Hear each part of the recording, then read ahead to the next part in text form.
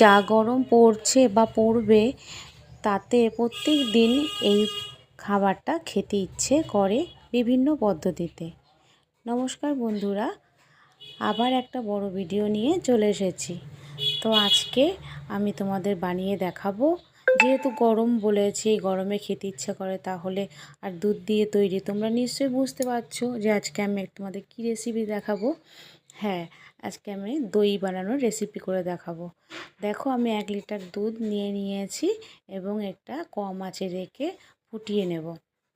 আর দুধটা যখন জাল করব তখন অনবরত নাড়তে লাগবে, না হলে কি হয়, তলা দিয়ে লেগে যেতে পারে। দেখো, আমার 1 লিটার দুধ নিয়েছি, সেটাকে ফুটিয়ে আমি 800 গ্রামের মতন করে নেব। এবার দুধ ফুটানো হয়ে গেছে, এর মধ্যে আমি কিছুটা চিনি দিয়ে দেব।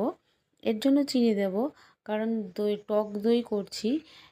টক দই চিনি ছাড়া করলে ভীষণ টক লাগে, তাতে আবার চিনি দিয়ে খেতে হয়। তাই আমি ভাবলাম যে চিনিটা তাহলে দুধের মধ্যে ফুটিয়েই নিই, তাহলে অতটা টক লাগবে না। দেখো, দুধটা আমার অনেকটা জাল করা হয়ে গেছে। এবার এটা নামিয়ে আমি ঠান্ডা করে নিয়েছি।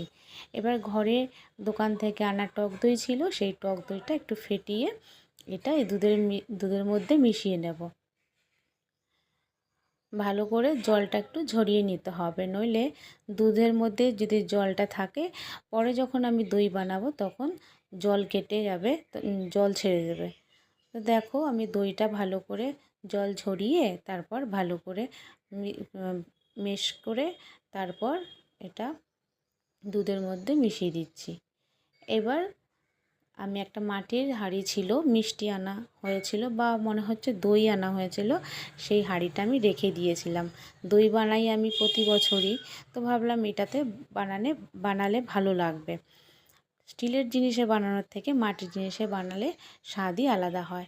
দেখো, ওই একটা হাঁড়িতে হচ্ছিল না বলে আরেকটা হাঁড়ি ছিল, সে আমি দুটো হাঁড়িতে আলাদা অল্প অল্প করে নিয়ে 2 ভাগে করে নিয়ে আলাদা করেছি।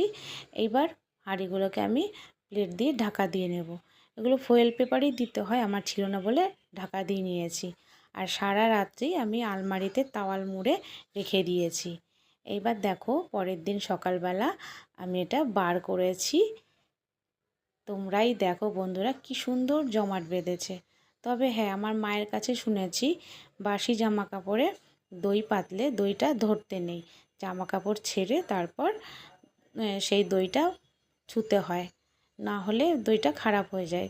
মায়ের মুখে যা শুনেছি, তাই জামা কাপড় ছেড়ে আমি দই হাঁড়ি দুটো বার করে নিলাম। দেখো।